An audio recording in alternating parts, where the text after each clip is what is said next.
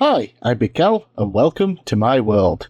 It has been a very interesting and very busy couple of weeks for gamers, with showcases and game reveals being thrown at us left, right and centre.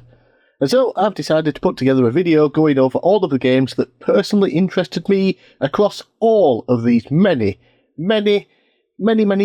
showcases, starting with Dragon Quest Day from 2 whole weeks ago. So, I did a predictions video for this very event, with some I felt were realistic, and some that were completely out there but I really hoped to see. I, like a lot of people, had very high hopes for Dragon Quest Day, being the 40th anniversary of the original game. Sadly, the reveals were rather lacking, to say the least. Only 2 games were shown off. Now, the first was Dragon Quest XII, which everyone was expecting, only not quite like this. We were informed that the development for the game had been restarted, and Dragon Quest XII was now going to be a much different game from the small teaser we saw many years ago. Development was restarted just 2 years ago in 2024, though how much of that was carried over from the original game to this new one is unknown, but it does look like a lot of progress has been made based on the trailer they showed off. What we did see then was fantastic, even if I'm not exactly a fan of the main character's look. The title of the game has been changed from Flames of Fate to Beyond Dreams, and no longer appears to have a darker storyline like originally planned. With so little info other than this, it's hard to say if this change will be good or bad, but I do have faith in Dragon Quest and I am still very excited. Sadly, no release date or even year is confirmed, but I feel that my predictions for 2027 isn't going to happen if the game is only 2 years into development, regardless of what assets were reused from the original version. To help keep us occupied until then, we did get an announcement that I didn't predict: a brand new Dragon Quest Monsters game. I was expecting potential remakes of the original 2 games, but they decided to give us an all-new title instead. Dragon Quest Monsters: The Withered World will feature Bianca and Nera from Dragon Quest IV, only as children, similar to how the original Dragon Quest game was a young Terry and his sister. A young Deborah has also been confirmed, though she wasn't shown off here, and it doesn't appear that she'll be a main character, which is a bit of a shame. Again, no more info, not even a single look at the gameplay or anything, but they did say it's coming soon, which hopefully means later this year or very early next year. Overall, this Dragon Quest Day video was far too short, under 10 minutes, and featured so little that it was definitely disappointing. That being said, I am excited for a new Dragon Quest Monsters game, and I am happy that Dragon Quest XII does seem to be moving along nicely despite restarting development. I was just hoping for more. Perhaps we'll have to wait until the Tokyo Game Show in September. Oh, and after the Dragon Quest Day video, we did also get confirmation with a trailer for Dragon Quest XI coming to Switch 2, which, we all knew was happening anyway. Next up then, we got Sony's State of Play, and this was probably one of the better State of Plays I've seen simply because it had a whole 3 games I'm interested in. The first was Marvel's Wolverine, a game that, we already knew about, but now we got a good look at the gameplay, and oh boy does it look wonderfully violent. Marvel Spider-Man games are incredible, and this looks to take that engine and turn it into a bloodbath. I'm a big fan of X-Men Origins Wolverine Uncaged Edition, but that game did get repetitive as hell, and the story was pulling from the film, so it wasn't exactly the best. This looks to bring in all the crazy violence and fantastically polished gameplay, and no doubt a big story too. Cannot wait for that to come out in September. Next was Rayman Legends Retold, a remake of Rayman Legends. While completely unnecessary, it does look good, and I will definitely play it at some point. The game also comes with a HD remaster of Origins as well, so given the game is a budget title, it will be a total bargain. It just doesn't really need to be a thing. Now, those were the first 2 games shown off at the State of Play. And then it lasted for another 20 to 30 minutes with nothing of interest for me. finally finishing on the new God of War game starring Kratos' dead wife from the newest God of War games, Fanfare, or Faye for short. She is very much dead in this game and has to battle dead gods from across all of mythology. And yeah, it looks really, really fucking good. I don't think we needed the first 20 minutes of gameplay shown, but yeah, I am very excited for it. So, as stated, the fact that it had 3 games in it that interested me does make it one of the better state of plays, as usually I'm lucky to get one game in these things that actually make me want to go out and buy it. Summer Games Fest then. Basically, the big E3 replacement was next, and while it did have a handful of things to interest me, almost none of it was new. Star Wars Galactic Racer got a new trailer showing off more characters and seemingly a story mode. Yeah, I love the original Pod Racer game, so here's hoping that this one can live up to the hype of that one, and not the sequel most people don't remember because it wasn't very good. We then got a new trailer for Star Wars Zero Company as well, which is basically Star Wars XCOM, and is even being developed by some former XCOM devs, so yeah, it should be good. It's not usually my type of game, but I have enjoyed some XCOM in the past, and I do love the Mario Plus Rabbids games. Slapping on the Star Wars IP definitely helps my interest. Small Sonic tease, and thankfully something I can actually be interested in. Godzilla is coming to the Crossworlds racing game in some DLC content. I don't own the game yet, but it is one I do eventually intend to buy, and I would be more inclined to purchase the game if Godzilla could be a playable racer and not just have some tracks based on him in the DLC. There was no actual confirmation of whether he would be a character or not. Next was a teaser for the upcoming Teenage Mutant Ninja Turtles game, The Last Ronin. Originally announced a few years ago, developers Black Forest Games were originally making it, but due to mass layoffs, the game has been moved to Platinum Games. Which means, if nothing else, the combat is going to be incredible, and it will be one to look out for sure. Lastly then, and yes, that does mean out of all of the things shown off during Summer Games Fest, I'm already at the end of things that interested me. This was the only announcement that was actually brand new. Cuphead is coming back. A brand new hand-drawn Cuphead game is on the way. But not only that, a new 8-bit style game is coming first. Mighty Cuphead Adventure is not only an 8-bit inspired game, it is an 8-bit game for the Sega Master System, not the NES, and it will be getting a physical Sega Master System cartridge as well. Very, very excited for this, and I will be making sure to grab a Master System cartridge for it.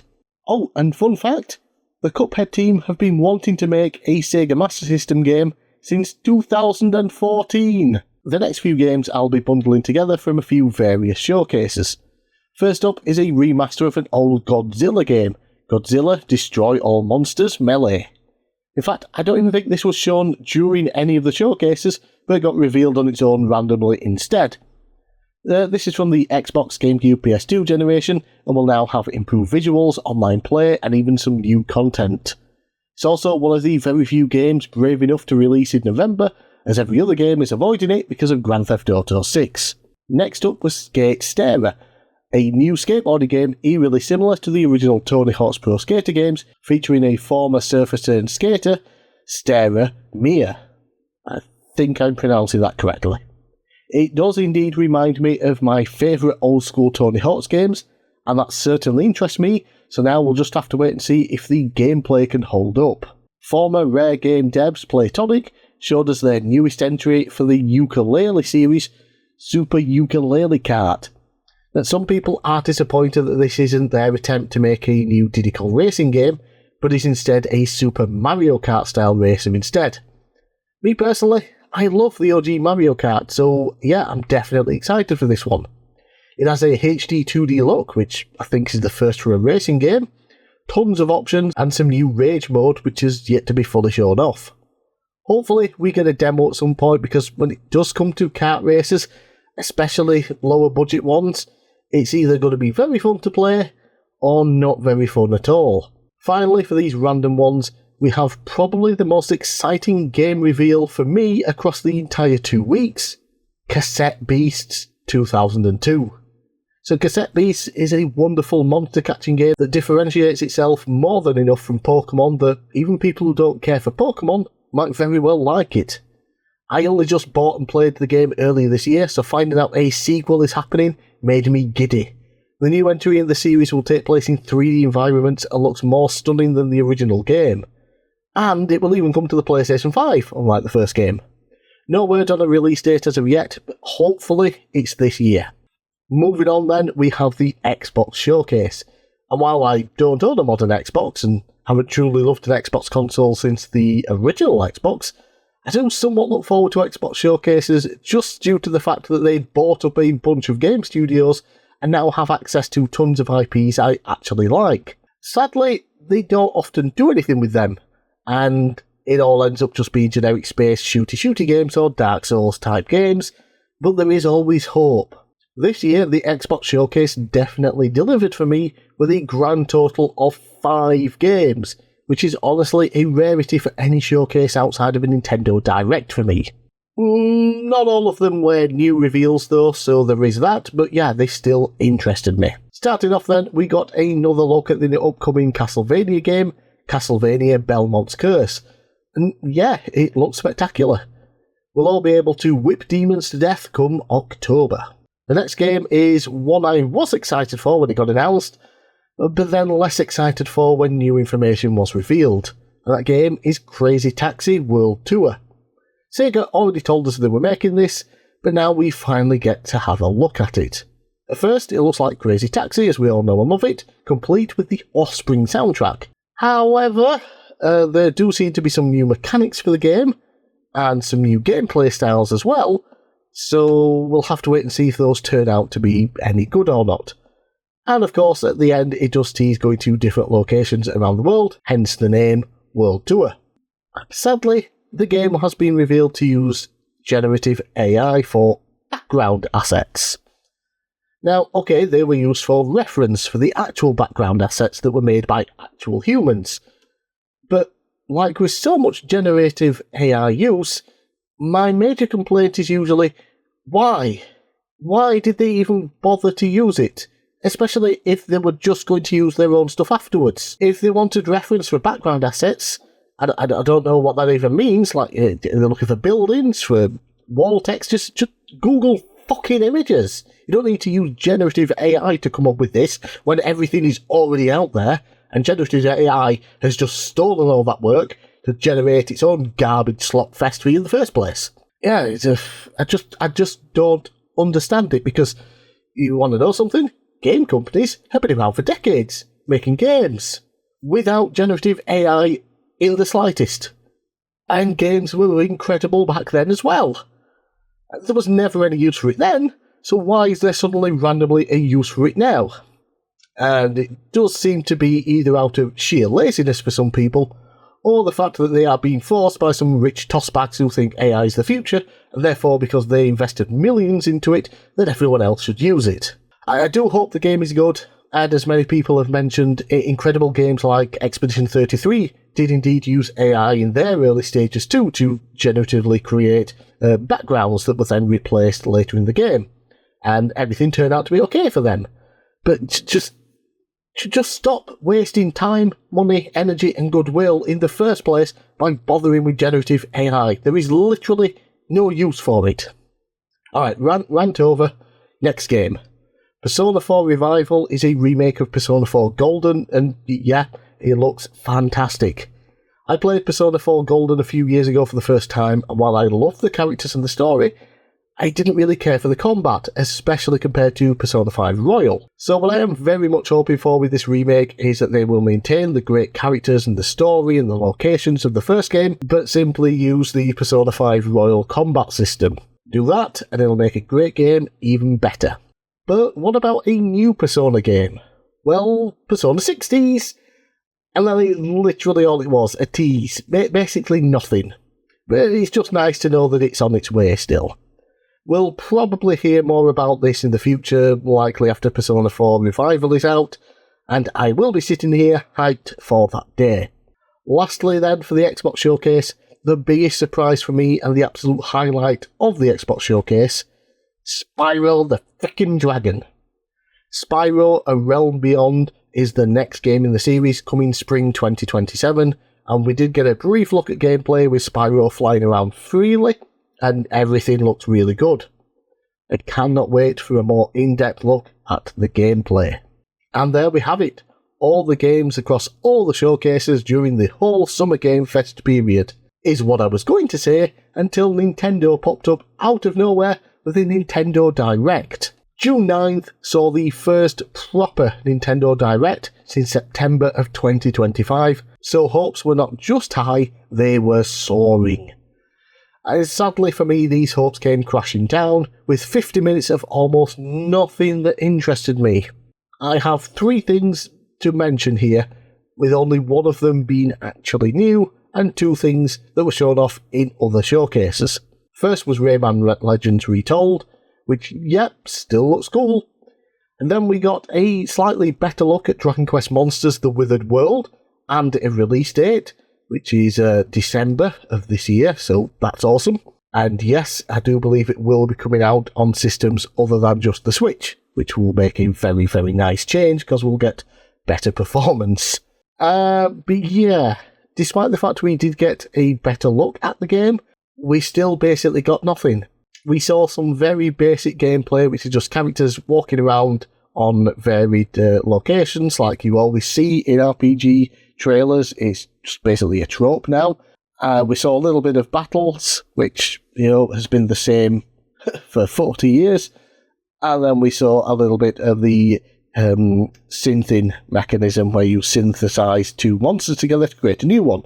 Which again has been a thing for the Dragon Quest Monsters game since the first Dragon Quest Monsters game. So they basically showed us nothing new. Yeah, the closest thing to something cool that they actually showed us in this trailer was that Deborah is indeed in the game. So we got confirmation earlier in the week that she was going to be in, and this was visual confirmation. But still, we don't know anything about this game other than the characters. And the characters are the children versions of characters from Dragon Quest IV. We don't know what the plot is, who the villain is, and we don't know if there are going to be any new mechanics specifically for this game, like with Dragon Quest Monsters The Dark Prince. You had the 4 seasons, and each season would change the landscape of the world that you were in. Yeah, we have absolutely nothing here. I'm still excited for the game, but yeah, I would like to actually see more of it. So the only new game that was shown off that remotely excited me was Nintendo Switch Sports Resort. It's great to see boxing again, as despite most people hating on it, it was my second favourite sport in the original Wii Sports game, the first one being bowling. And with both of them being in this, that's all I really need from a Nintendo sports game. But despite it interesting me, who knows if I will ever buy it. I mean, there's a Switch sports game out right now for the first Switch, but I've never actually bought the sports game for it. So if I buy a Switch 2, will I buy that sports game? Probably not. So overall, this might have been the most disappointing main Nintendo Direct ever for me. Now, I can recognise that a lot of what they showed off were huge games, and if you love Xenoblade, Kingdom Hearts and Zelda, you were probably creaming the entire time. Me though, I need my new 3D Mario and some big turn-based RPG to keep me going. Switch 2 has been out for over a year now, and I still don't have any real reason to want to buy the console. Whew. Okay, finally done. No more showcases, no more game reveals, hopefully. So hundreds and hundreds of games were shown off in the last 2 weeks, and while not that many overall interested me personally, the ones that did certainly have me excited and will make me part with my money. I will be getting Persona 4 Golden Revival, I'll be getting the new Dragon Quest Monsters game for sure, I will be getting Marvel's Wolverine, a few other games obviously. I'll be waiting until maybe sales, like with the Sonic Cross Worlds, to see the new Godzilla DLC and Rayman Legends Retold.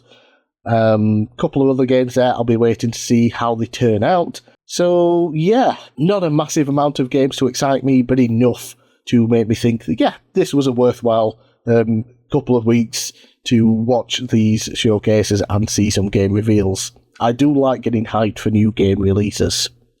Well, I'm bigcal. Thanks for watching. Let me know down in the comments below what you got excited for, and I'll see you again next time.